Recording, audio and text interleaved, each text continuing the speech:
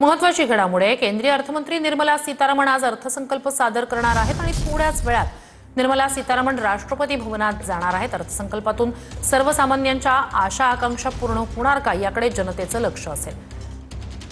तर थोड्याच वेळात राष्ट्रपती भवनात दाखल होतील केंद्रीय अर्थमंत्री निर्मला सीतारामन। राष्ट्रपती मुर्मू यांची भेट घेत मग पुढे त्या अर्थसंकल्प सादर करण्यासाठी रवाना होतील। पायाभूत सुविधांमध्ये खर्च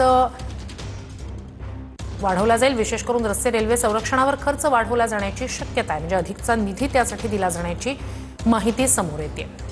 तर संभाव्य घोषणा काय असू शकतात? भांडवली खर्च म्हणजे सरकारी गुंतवणूक हा या अर्थसंकल्पाचा कणा असेल। नोकरी आणि रोजगार यासाठी पाठिंबा देण्यावर सरकारचा भर असेल। सार्वजनिक उपक्रम आणि सरकारी प्रकल्पांद्वारे नोकऱ्या देण्यावर सरकारचा भर असेल। सरकार योजनांवर खर्च करेल, परंतु तूट नियंत्रणात ठेवण्याचा प्रयत्न करेल।